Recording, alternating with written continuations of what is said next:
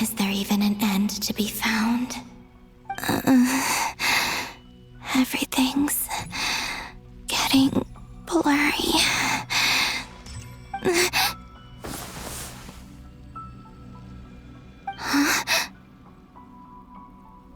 Are you all right, little sister? Have you come from the distant future?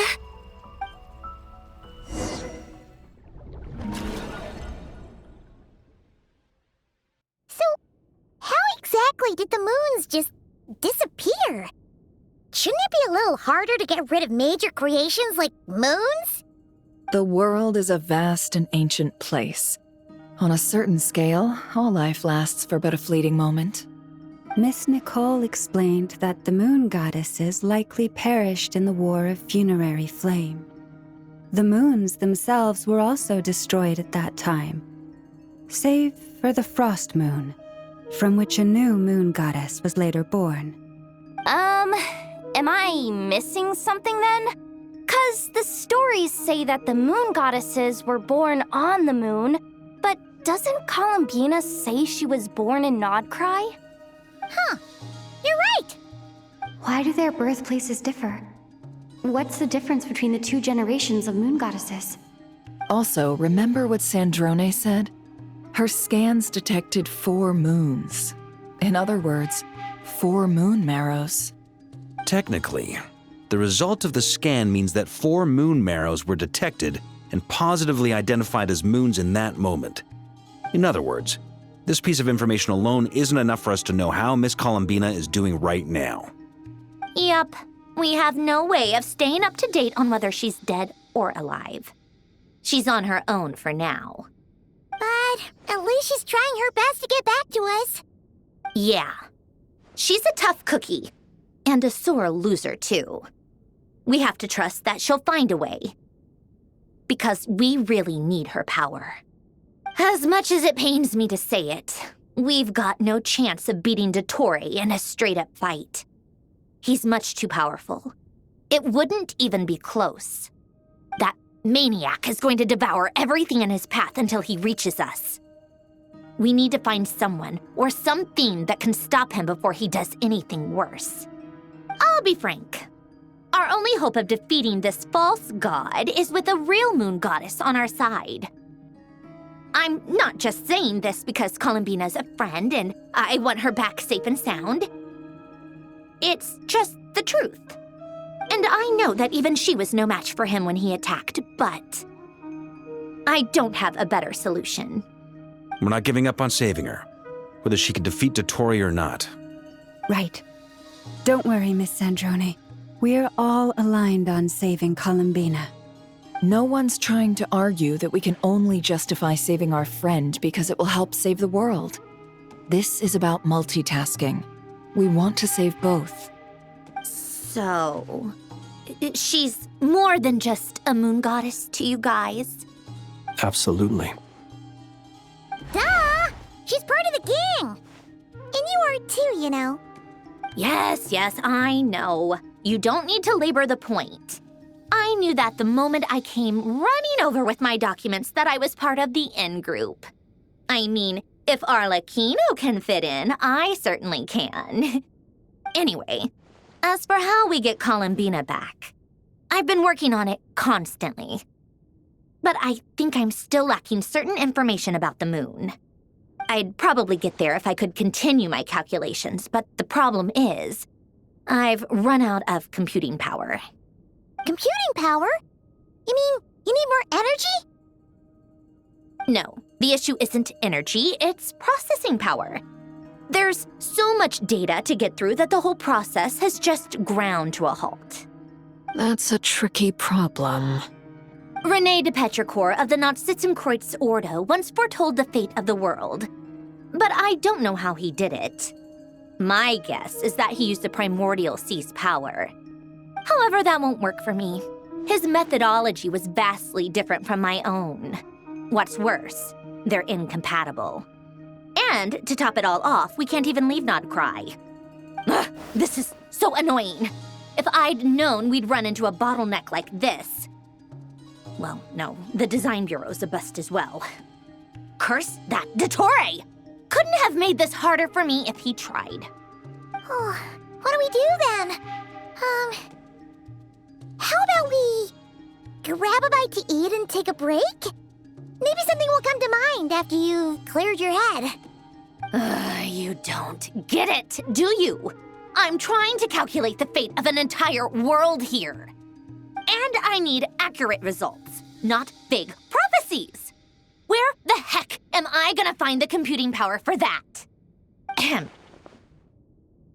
Anyway, time to shelve the discussion on technical difficulties. Being a killjoy isn't very ladylike, after all. Either way, we've done what we can. Rest well, everyone. Remember to let us know if anything new comes up. Hawkeye? Is he hinting that we should talk outside? Let's go somewhere a little more private.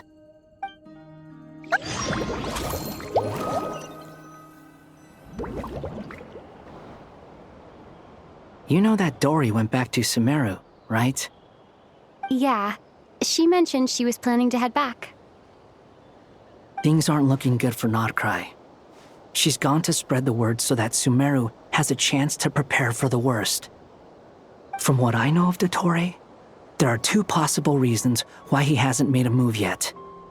One is that he's still working through some kinks in his new powers. The other is, he wants to see how we're going to react. He'll easily devour everything eventually, so I guess he's in no rush to make it happen. The first false god he made was me. Now it's his turn. Even though my records were erased from Irminsul, Dottore's ideas haven't changed one bit. He once told me that becoming a god was like turning yourself into a hungry wolf or giant serpent to devour the moon. Clearly, he began studying the moon goddess's powers long before he even tried making a god. He's always wanted to get his greedy hands on divine authority one way or another. And in the end, he devoured the moon where I failed. In the desert of Sumeru, there is a chessboard built by King Deshret, also known as Al-Ahmar. I don't know if it was a real game, or if he was just trying to challenge his servants and citizens in some way. But creating games and setting rules, gods do that as a matter of course. That's the kind of power Dottore craves. Now he has the Trilunar Authority. His power is leagues beyond the common people. I don't think there's any point in other nations rushing to the front line. They're better off focusing on defense and hoping they can fend off any threats that spill out from Notcry. Either way, Dory will inform Lesser Lord Kusanali, and she will contact the other gods in turn. The Seven will have some recourse available. If nothing else, their protection should keep the rest of the world from descending into chaos as quickly as Notcry has. So on the bright side, even if Notcry is doomed, your friends in other nations won't be in any immediate peril. That's good to know. But I'm not ready to give up on Notcry yet. There's a word for people who refuse to let anything go. It's called being greedy. Maybe it sounds greedy to you, and probably naive too. But whatever you call it, that's what gives me the determination to keep fighting. Battles are fleeting, but the will to fight is a long-term commitment. Give up for even a moment, and your resolve will shatter. Why do you always feel the need to do the right thing? No one is born to be a savior. I mean, who's gonna criticize you if you fail or give up? Don't take this the wrong way, but Dottore said something similar to me. I guess the Fatui attracts people who don't believe in saviors. Not necessarily. It's less about belief for me. I just want to know how determined you really are. After all, I don't owe anything to anyone else here. Only you. You look kinda worried. If your arch-nemesis was about to achieve their ultimate goal, I think you might feel a little worried too. That's true. Dottore is about to become an omniscient, omnipotent deity. That's gotta be a bitter pill to swallow. Still, you're calmer than I expected. Obviously. I have to admit that my past self was a reckless fool who misunderstood not only the point of revenge, but how to achieve it. And as much as I want my vengeance, I know I'm not gonna get it by acting alone. If the world's taught me anything, it's to think before I act. Too bad it never taught me any other virtues, though. So, I am going to destroy Dottore, no matter what it takes. So, what's your plan? I'll get to that. First, tell me, what do you think of Sandrone? Just like Paimon said, she's a friend, part of the gang. How much do you trust her?